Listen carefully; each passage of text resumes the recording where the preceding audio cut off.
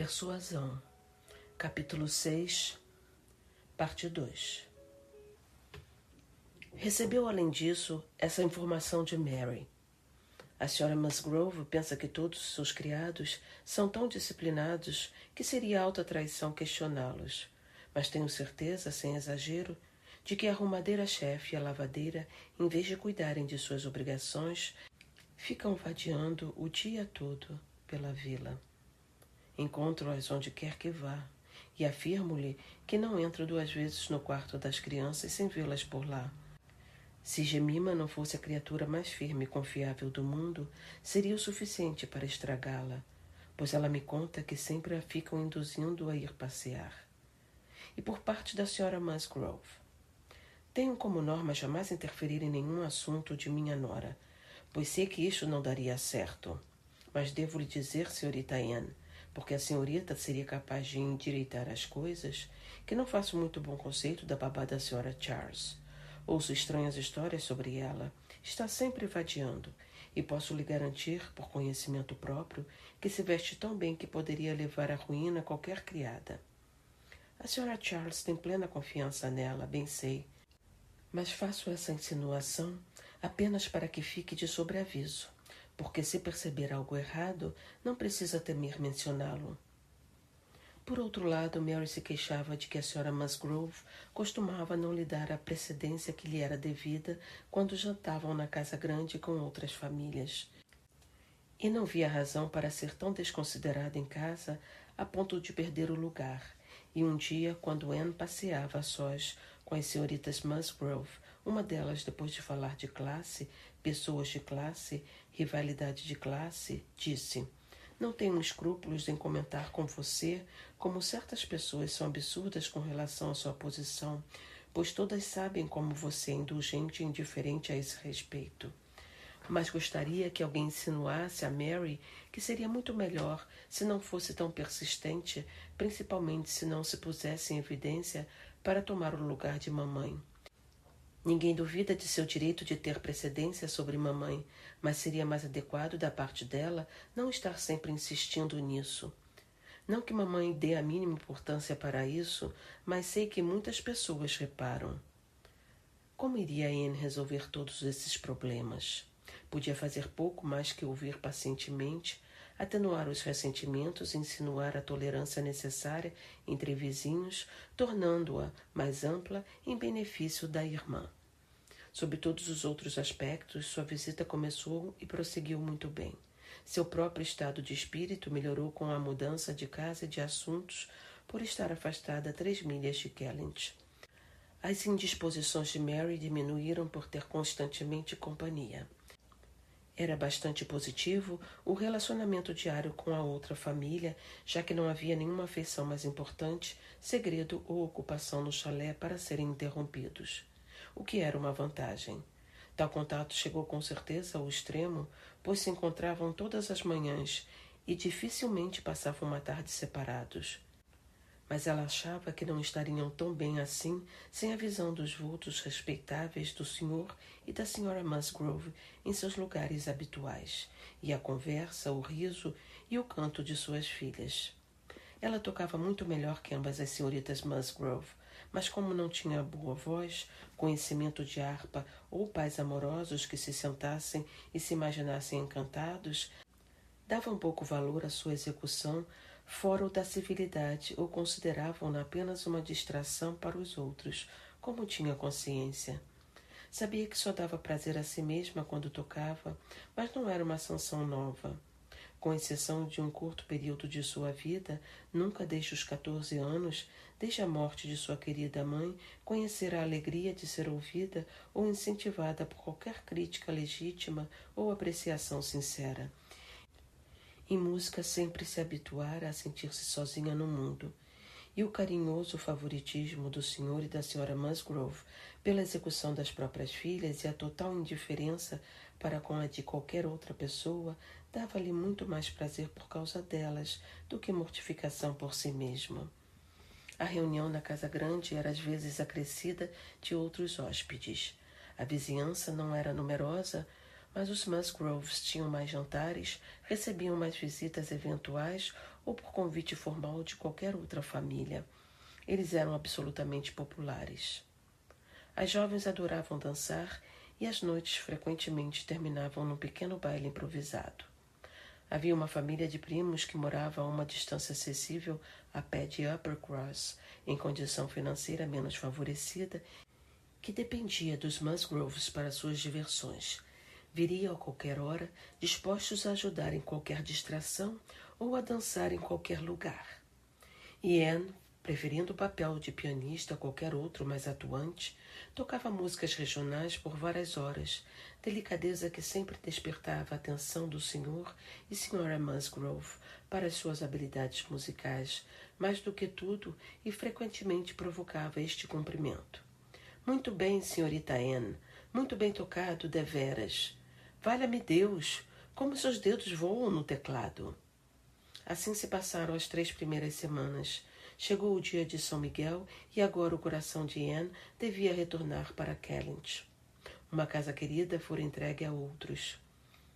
Todos os preciosos cômodos, a mobília, alamedas e paisagens passavam a pertencer a outros olhos e outras pernas.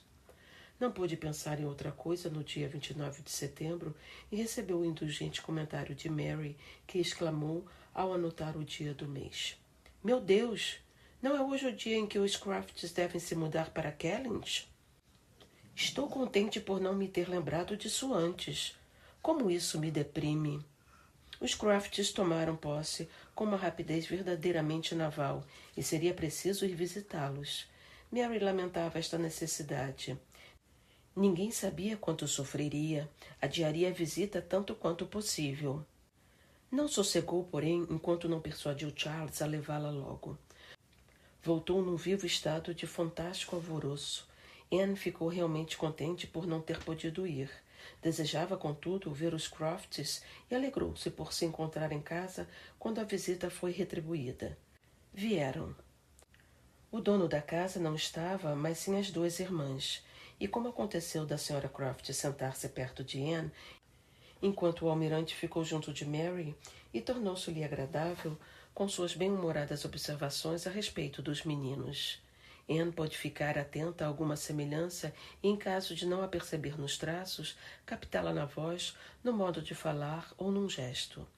A Sra. Croft, embora não fosse alta nem gorda, tinha uma rigidez, correção e vigor de formas que chamavam a atenção para sua pessoa. Tinha brilhantes olhos escuros, bons dentes e, no conjunto, um rosto agradável. Embora sua tez avermelhada e castigada pelas intempéries, consequência de ter permanecido períodos quase tão longos no mar quanto seu marido, faziam-na aparentar mais que seus 38 anos. Sua atitude era franca, desembaraçada e decidida, como de alguém que confia plenamente em si mesma e não tem dúvidas quanto ao que se deve fazer, sem, contudo, qualquer vislumbre de aspereza ou ausência de bom humor. Anne sentiu-se grata, na realidade, por seus sentimentos de maior consideração em relação a si própria e em tudo o que dizia respeito a Kellynch. Isso lhe agradou principalmente quando se convenceu em segundos, até no mesmo instante em que foram apresentadas, que não havia o menor indício de qualquer conhecimento ou suspeita por parte da Sra. Croft que provocasse qualquer prevenção. Sentia-se inteiramente tranquila nesse ponto e, por conseguinte, cheia de energia e coragem até o momento em que levou um choque com a repentina declaração da Sra. Croft. Pelo que vejo, foi a senhorita e não sua irmã que meu irmão teve o prazer de conhecer quando esteve nesta região. Anne esperava ter passado da idade de enrubescer, mas a idade de se emocionar certamente não. Talvez não tenha ouvido dizer que ele se casou, acrescentou a Sra. Croft. Agora não conseguia responder como devia, e se sentia contente ao perceber, quando as palavras seguintes da Sra. Croft esclareceram que falava do Sr. Wentworth, que ela nada dissera que não pudesse servir aos 2 irmãos. Viu imediatamente como era sensato que a Sra. Croft estivesse pensando e falando de Edward, e não de Frederick. E, envergonhada de seu próprio esquecimento, empenhou-se em indagar de forma conveniente sobre a situação atual de seu antigo vizinho. Tudo mais era tranquilidade até que, no momento da despedida, ouviu o almirante dizer a Mary: "Aguardamos a chegada de um irmão da Sra. Crofts para breve. Provavelmente a senhora o conhece de nome." Foi interrompido pelas impacientes investidas dos meninos, que se agarravam a ele como a um velho amigo, afirmando que não podia partir. Como estava por demais absorto na proposta de levá-los no bolso do casaco, etc., para ter tempo de terminar ou recordar o que começara a dizer, Anne foi deixada na contingência de se auto-persuadir de que ainda se tratava do mesmo irmão. Não podia, entretanto, alcançar um tal grau de certeza que não a deixasse ansiosa por saber se alguma coisa havia sido comentada a respeito na outra casa que os Crofts tinham acabado de visitar. A família da Casa Grande ia passar a maior parte da noite no chalé e, como a estação do ano já estivesse bastante adiantada para essas visitas serem feitas a pé, começava-se a pensar em carruagem quando a mais nova das senhoritas Musgrove entrou na sala. A primeira ideia soturna foi que vinha se desculpar e que teriam de passar a noite sozinhos. Mary estava a ponto de ficar ofendida quando Louisa esclareceu tudo, dizendo que só viera a pé para deixar mais espaço para a harpa que era trazida na carruagem. "Vou lhes dizer o motivo disso", acrescentou. "Papai e mamãe estão indispostos hoje à tarde, principalmente mamãe. Está pensando tanto no pobre Richard. Convimos que seria melhor trazer a harpa, pois parece diverti-la mais que o piano. Vou lhe dizer porque está indisposta. Quando os Crofts apareceram esta manhã, estiveram aqui depois, não? Por acaso disseram que o irmão dela, Capitão Wentworth, acaba de voltar à Inglaterra, dispensado ou algo semelhante, e vem visitá-los quase em seguida. Infelizmente veio à cabeça de mamãe, quando eles partiram, de que Wentworth ou algo parecido era o nome do capitão do pobre Richard.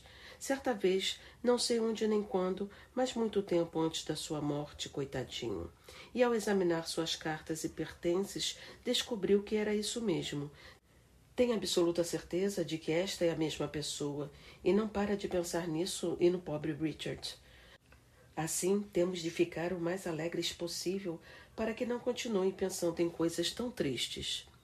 As verdadeiras circunstâncias do patético episódio familiar é que os Musgroves tiveram a triste sina de ter um filho incorrigível e a má sorte de perdê-lo antes que ele alcançasse 20 anos.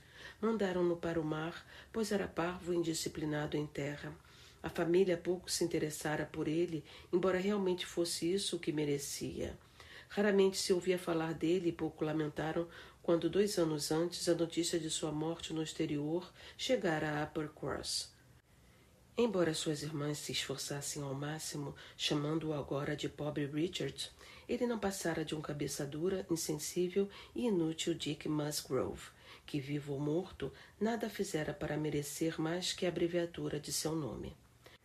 Despendera vários anos no mar e, no decorrer das transferências a que todos os aspirantes estão sujeitos, principalmente aqueles de quem os capitães desejam se ver livres, estivera 6 meses a bordo da fragata do capitão Frederick Wentworth, a Laconia e da Laconia, sob a influência de seu capitão, escrevera as 2 únicas cartas que o pai e a mãe receberam durante toda a sua ausência, isto é, as 2 únicas cartas desinteressadas, já que todas as outras eram meros pedidos de dinheiro. Em ambas as cartas falara bem de seu capitão, contudo estavam muito pouco habituados a dar atenção a tais assuntos. Eram tão distraídos e indiferentes aos nomes de homens ou de navios que isso praticamente não lhes causara impressão à época. O fato da Sra. Musgrove ficar repentinamente chocada, exatamente neste dia, com a lembrança do nome de Wentworth relacionado ao do filho, parecia uma dessas irrupções mentais que ocorrem eventualmente. Fora rebuscar nas cartas e verificou que tudo era como supunha. A leitura atenta, após tão longo intervalo do desaparecimento de seu pobre filho, esquecida a seriedade de seus erros, afetaram-lhe extraordinariamente o estado de espírito, mergulhando-a numa tristeza mais profunda do que a que sentira ao ter conhecimento de sua morte. O Sr. Musgrove estava igualmente sensibilizado, mas em menor grau, e quando chegaram ao chalé, Tinham evidentemente necessidade primeiro de ouvir mais sobre o assunto e em seguida de toda a consolação que um grupo alegre pode oferecer. Ouvi-los falar tanto do capitão Wentworth, repetindo tantas vezes seu nome, tentando deslindar o passado e finalmente apurando que talvez fosse exatamente o mesmo capitão Wentworth que lembravam ter encontrado por uma ou duas vezes ao voltarem de Clifton. Um homem muito jovem, mas não sabiam dizer se fora há 7 ou 8 anos. Foi um novo tipo de prova para os nervos de Anne. Julgou, entretanto, necessário habituar-se a isso. Já que era efetivamente esperado na região, devia autoeducar-se para se manter indiferente a seu respeito. Era aparentemente não só esperado e para breve, como também os Musgroves, em sua sincera gratidão pela bondade que demonstraram para com o pobre Dick e na alta consideração por seu caráter, qualificaram-no com as mesmas palavras do pobre Dick. Nos seus meses em que ficara sob sua proteção, mencionara-o com grande orgulho, embora de forma não muito correta. Um sujeito bom e corajoso, só que preocupado demais em bancar o mestre-escola. Isso lhes deu vontade de se apresentarem a ele e se tornarem amigos logo que soubessem de sua chegada. Essa decisão ajudou-a a obter tranquilidade naquela noite.